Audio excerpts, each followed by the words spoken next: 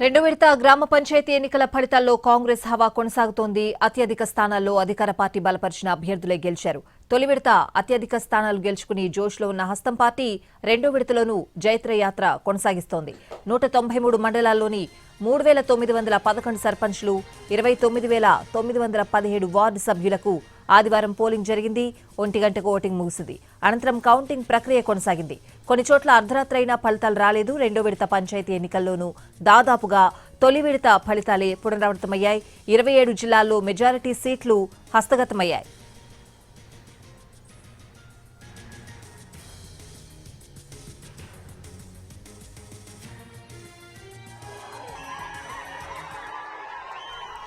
మొదటి విడత తరహాలోనే రాష్ట్ర వ్యాప్తంగా మెజారిటీ స్థానాల్లో అధికార కాంగ్రెస్ పార్టీ బలపరిచిన సర్పంచ్ అభ్యర్థులే విజయం సాధించారు. కాంగ్రెస్ మద్దతు పలికిన అభ్యర్థులు 2,112 మంది గెలుపొందారు.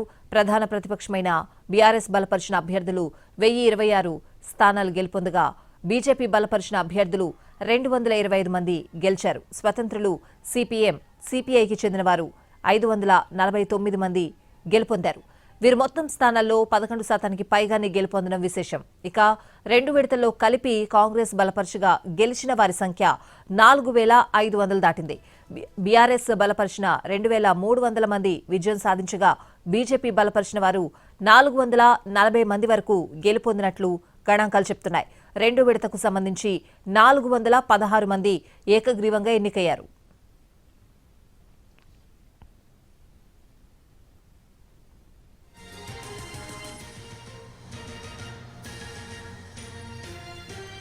ఎవరికి ఎంత శాతం? తొలి విడత పంచాయతీ ఎన్నికల్లో మాదిరిగానే రెండో విడతలో కూడా 55% వరకు పంచాయతీలు కాంగ్రెస్ బలపరిచిన వారికే దక్కగా అదే సమయంలో బీఆర్ఎస్ సైతం మంచి పోటీ ఇచ్చింది. ఆ పార్టీకి 29% కంటే ఎక్కువగా పంచాయతీలు దక్కాయి. బీజేపీ మద్దతిచ్చిన వారు 6%కి పైగా విజయం సాధించారు.